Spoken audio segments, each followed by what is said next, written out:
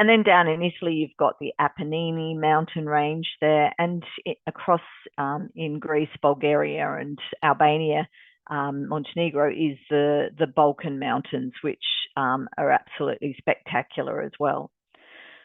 There's in Romania, you've got the Transylvanian or the Carpathian Mountains, and that sort of extends all the way up through to Poland and Slovakia.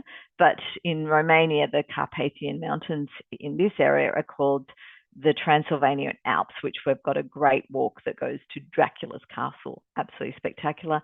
And up around Krakow, or further south to Krakow, in the Tatra Mountains and the Pennine Mountains, another section of the Carpathian mountain range. And there's a lot of other walks that don't occur in mountains. They might be in coasts, like on the Cinque Terre here or around Sicily. You've also got some lovely village areas around Dordogne in Bordeaux, and that includes walking between hotels in valleys in beautiful countryside. So huge amount to choose from. As I said, well, I might not have mentioned, there's 25 countries that we have walking holidays in Europe, and yeah, there's a lot to choose from. So how do you then break it down even further? So let's look at the seasons. And you might have noticed my background. That's in Madeira. Madeira is this island off the coast of Africa, but it belongs to Portugal. And it's a really amazing island to go walking. And the beauty of going walking in Madeira is that you can do it all throughout the year. And in fact, I'd encourage you to go in winter. This photo was taken in February, and the scenery is spectacular and really great walking along the Lavada trails of Madeira, where the gradient isn't very steep because they're basically, the Lavadas are irrigation channels. So you're following the irrigation channels. Of course, there are opportunities to go in steep parts away from the Lavadas. So it's just an island of such diversity. It's so tropical, but it's not tropical really.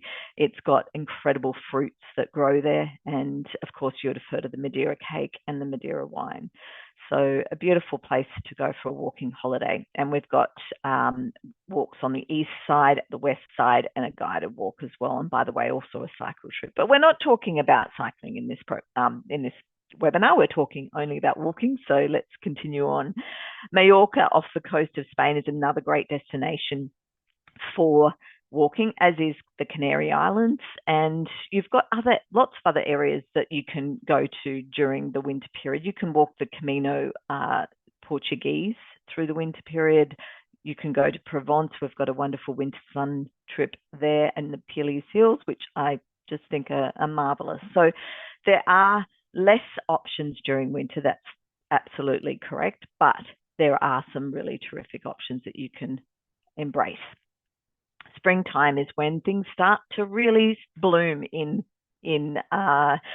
Europe. And I think what is really important to remember is that the buds on the trees, the buds on the vines are only just starting. So you're going to experience less foliage than in the summer or the autumn, fall time, but you've got incredible wildflowers starting to emerge, particularly in the lowlands. So you'll see lavender, you'll see bluebells in Scotland, you'll see, some rosemary will just follow you as you walk along the Lycian Way in Turkey. And by the way, many trips we don't offer in the middle of the summer because it's just too hot. And Lycian Way is certainly one of those, and you don't want to be there in the heat of summer.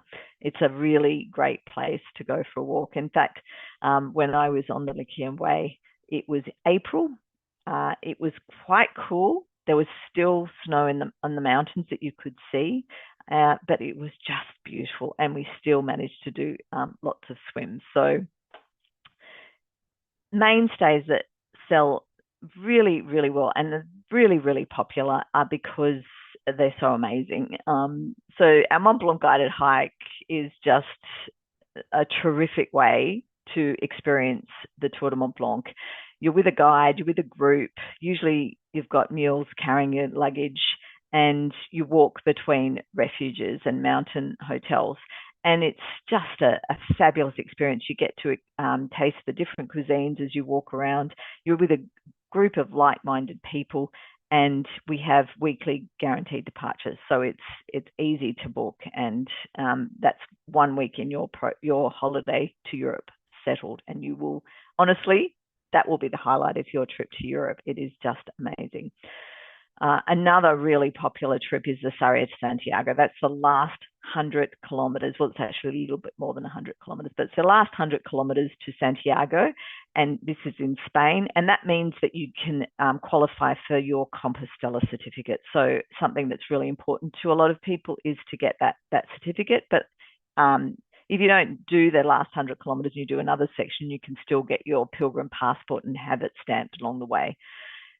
By the way, we do have a Camino night next week. So if you're really keen to talk, to hear more about the Camino Frances, then join Sophie next week on a webinar about that specifically.